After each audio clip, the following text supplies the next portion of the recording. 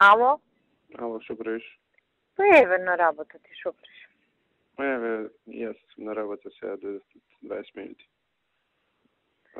Ти се јавува овие од собрание? Да бе, да, јас баш ке те барав да да ти кажам, не им се јавив и гледам ми пратиле пораки сите. Немаме кворум ова оно и баш ке те барав да ти кажам право. Па и ја исто не дигам слушалка, па Ѓорчев ми пушта порака.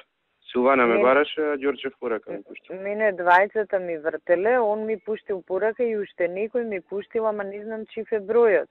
Дојди во собрание, ни требаат министрите, немаме кворум за гласање. Па кај има кворумот?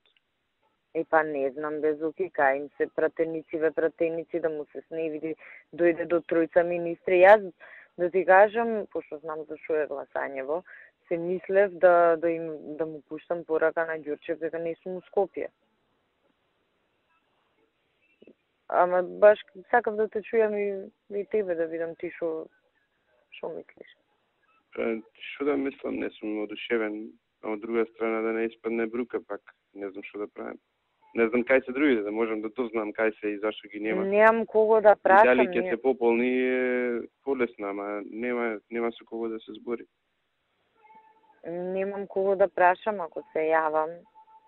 Знаеш, ако се јавиш првото прашање тука си или не си тука.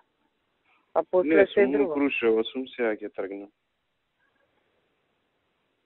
Така да стегнеме едно. Мора да се збори со некој за да знаеме дали, ако се збори, они ќе притискаат, ќе речат нема кворум, тоа ќе биде одговор. Да, и мислам дека никој нема искрено да каже, дури и они да имало до 11 ќе се собереле тие, не, од кај да си во Македонија, ќе дојдеш до 11. Да, мене сега ми звонеа, мислам нема 10 минути нема. Баш сега непосредно пред ти да се јавиш и ја ќе ти вртев. Пошто предпоставував дека и тебе те бараат. А кој се другиот, ако Нино? Нино, Пешевски, јас, ти и Антонио. Тие сме, и шефот.